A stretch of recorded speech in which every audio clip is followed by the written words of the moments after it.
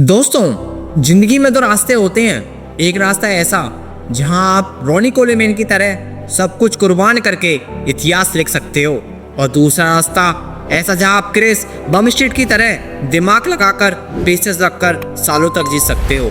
रोनी कोलेमैन वो शेर जिसे लाइट बेबी चिल्लाते हुए अपने शरीर को मिट्टी कर दिया, और क्रिस बमस्टेड वो राजा जिसने स्मार्ट वर्क और कंसिस्टेंसी से लाखों नौजवानों का आइकन बनकर दिखाया।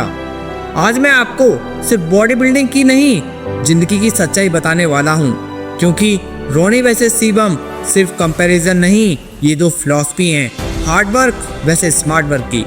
तो भाइयों, वीडियो आखिर तक देखना, क्योंकि ये कहानी तुम्हें अपने सपनों के लिए रोनी का जुनून और सीबम की कंसिस्टेंसी दोनों सिखाएगी।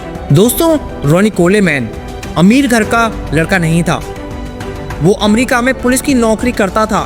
दिन में यूनिफॉर्म पहनकर सड़कों पर ट्रैफिक कंट्रोल और रात में जिम जाकर लोहा तोड़ता था। कहते हैं रोनी के पास जिम मेंबरशिप तक के पैसे नहीं थे, लेकिन जब ऑनर ने देखा उसका जुनून, बोला भाई तू फ्री में आ और बस मेहनत कर। अब सोचो, जहां लोग बहाने बनाते हैं, पैसे नहीं है, टाइम नहीं है, रिसोर्सेस नहीं है, वहीं रोनी ने बिना पैसे बिना आराम बस पसीना बहाकर पूरी दुनिया हिला दी। सन 1998 से 2005 तक लगातार 8 बार मिस्टर ओलंपिया। इतिहास में है शायद कोई इतना डोमिनेटिंग रहा। लेकिन दोस्तों, इस डोमिनेटिंग कीमत क्या थी? रोनी कोलेमैन हर दिन ऐसे स्क्वाट करता जैसे कल आखिरी दिन हो।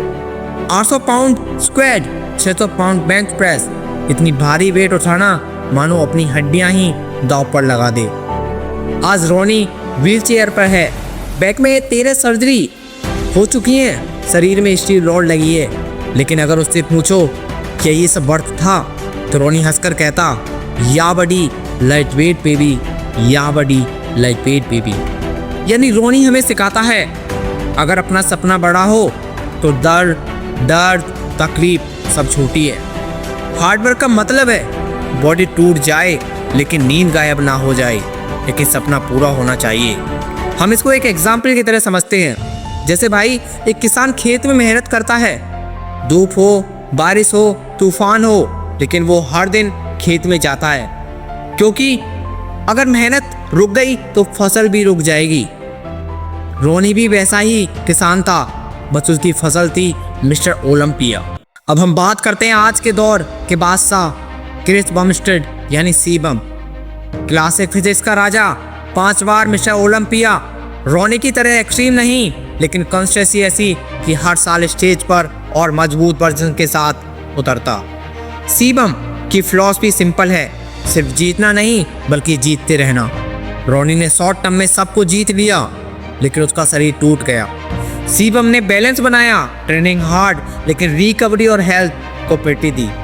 वो कहता है, मैं मिस्टर ओलंपिया जीतने के लिए अपनी हेल्थ बर्बाद नहीं कर सकता। कोई भी जंग अगर रोनी जैसा जुनून नहीं है तो तुम स्टार्ट ही नहीं कर सकते, और अगर तुम सीबम जैसी कंसिस्टेंसी नहीं है तो फिनिश लाइन तक कभी पहुंच ही नहीं पाओगे। तो दोस्तों, याद रखो, जुनून तुम्हें शुरू कराता है और कंसिस्टेंसी तुम्हें जीत तक ले जाती है।